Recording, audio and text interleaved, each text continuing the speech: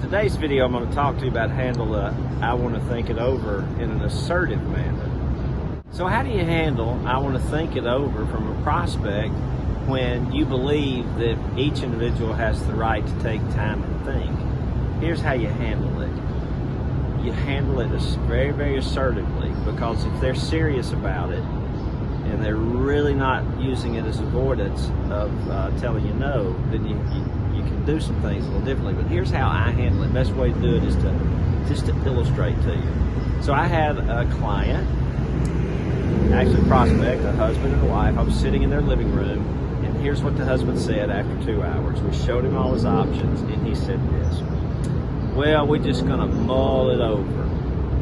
Okay, here's what I said.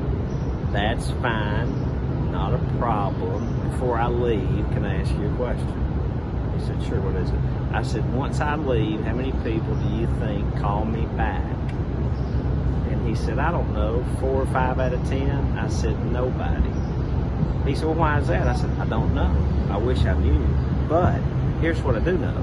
Once I leave, chances are that your air conditioning system will be just like it was for the last 15 years, and none of this will change.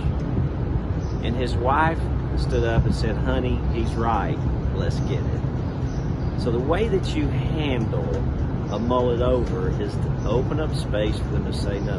And that's what I was doing. And they didn't want to say no, so they chose that day to do it. Made a decision. Their decision happened to be yes. If he had agreed with me and said, you're probably right, it'll be this way and that's the way it's going to be, I would have said, fine, that's fine. But there is something you can do when you get a no, and I'll talk to you about that in the next video. Hey, thank you and God bless.